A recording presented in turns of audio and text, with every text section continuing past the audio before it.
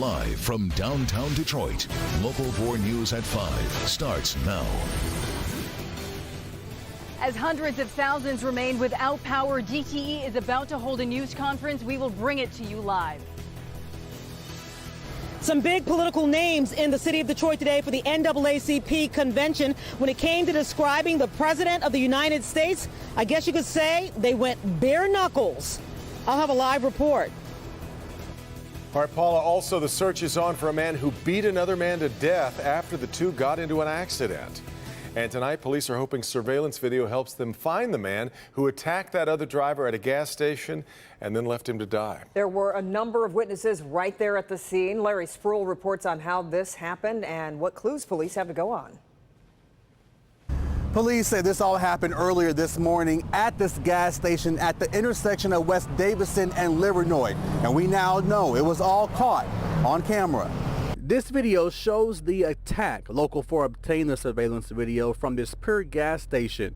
Take a close look at your screen. You see the suspect walk up to the victim and punch him. He falls to the ground. It's just sad how he did that guy. We showed customers the video Monday afternoon. Many just appalled at what happened. Just see that happen around here, just horrible. Now, police say this all happened after both the suspect and victim got into a car accident Monday morning around 1:50. The victim got out of his car. That's when the suspect hit him multiple times. He died at the scene. Officers say the victim is a 24-year-old white male. His car is a 2011 Buick Regal. Now, here's what we know about the suspect. Police are looking for a tall, skinny, or thin-built black male. They say he drove a 2007 Chevrolet Impala, dark blue in color and Michigan license plate. But after the attack, he left his car here at the scene.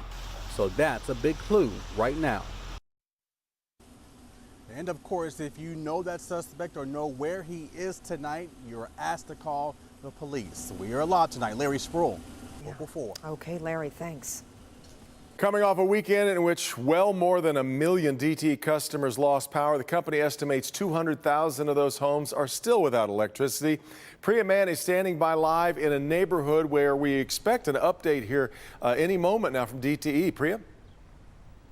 Yeah, that's right, Devin. DTE holding this news conference in Dearborn, a community that has been particularly hard hit. In fact, Local 4 was just here yesterday talking to fed up customers. Now, as we all know, there was a rate increase introduced just a few months ago. And at the time, DTE said a portion of that money would go to tree trimming maintenance. Now, following back-to-back storms, DTE says fallen trees, the biggest challenge when it comes to power outages across Southeast Michigan. Currently, we restored more than 350,000 customers, but we also realize that that is very little consolation. As hundreds of thousands enter day 4 without power, DTE says crews have been working 16-hour days. 1,100 workers and another 750 from out of state targeting the hardest hit areas. They're partnered up with tree trim crews. They have to clear the tree, clear the hazard, and then they can repair any equipment damage, including putting the wire back up. Their biggest challenge was tree damage from strong winds, which at times clocked in at 70 miles per hour. Following Friday's storm, DTE says power was restored to about half of their customers when another round hit Saturday. There really was no specific concentrated area, and so the outages are actually quite widespread across the entire southeastern Michigan. At its peak, 600,000 customers lost power following the back-to-back storms. As of Monday morning, 250,000 customers were still without power. DTE says they're spending up to $200 million a year on tree trim maintenance. It is our job to do a greater amount of tree trimming across our territory.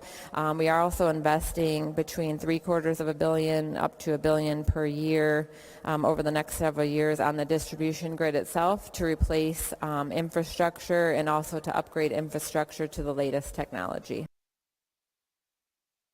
Now, that news conference currently underway here in a backyard in Dearborn. You can watch the whole thing live on clickondetroit.com. Of course, we will have the very latest information for you coming up at 5:30. Reporting live from Dearborn, I'm Priya Mann. Send it back to you. All right, Priya, we'll let you get back to that, and we'll talk to you again here at 5:30. A reminder, though, that you may qualify for a $25 DTE reliability credit if you've experienced any of the following, and that would be an outage of more than 120 hours in catastrophic conditions, meaning an official state of emergency has been been declared, or more than 10% of DTE's customers lost power.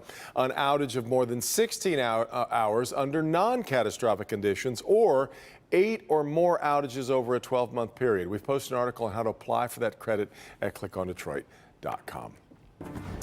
Certainly, our hearts go out to all the folks who still don't So many. Fortunately, they've got a little bit of a cooler day. Exactly. Yep. Appreciate the reprieve. Let's check in with Ben to see how things are going now. Hi, Ben. Hey, Kim and Devin. Yeah, even the folks with power, you could probably give the ACs a break for a while because the temperatures didn't even get to 80 degrees today.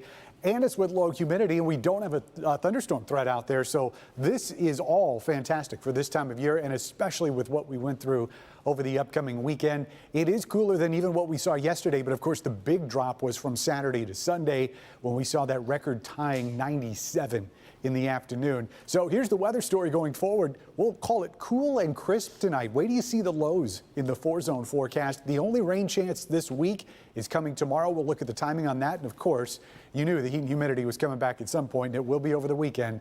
We'll look at that in just a few minutes. I'll update your 4-zone weather forecast that does show those lows in just a few minutes. You can find your zone on the Click on Detroit homepage. Kim? Well, day 3 of the NAACP convention in downtown Detroit, and a big focus was on someone not in attendance. We're talking about the President of the United States. Speaker after speaker calling out the Commander-in-Chief over his controversial tweets about 4 Congresswomen of color. Paula Tutman has been there covering it all for us today. Paula, it's been pretty intense over there at Cobo. Yeah, I think that's probably an understatement. So I think you could probably split the room when it comes to people understanding the actual definition of xenophobia or xenophobia. Today, some very powerful politicians dropped that fancy word and went bare knuckles. I'm not going nowhere. Not until I impeach this president. The theme of the 110th NAACP convention, when we fight, we win. You have to imagine a lot of what was said today could be considered fighting words. This is a critical moment in our history, as we all know. And once again, the leadership of the NAACP is needed as we see the poison of racism coming directly from the Oval Office. The gloves came off, the cushions were removed as Senator Debbie Stabenow spoke with a fiery conviction of a Baptist preacher. Donald Trump has given permission to people who used to hide under sheets in the dead of night to now stand in the light in front of a microphone. Congresswoman Brenda Lawrence impassioned with tears in her eyes. What do we fight with? We fight with our vote. When they wanted to oppress black people, when they wanted to enslave us, what did they do? They took away our right to vote. It was strategic because they understood if we do not allow them to vote, we can control them. And Speaker of the House, Nancy Pelosi. The times have found all of us to make the difference that our country is crying out for now. It was connecting on a level that said that we all belong. It was a sense of connection. To conflate means to combine ideas into one. And Larry Lipton of Bloomfield Township says, don't get it twisted. There is a difference between politics and racism.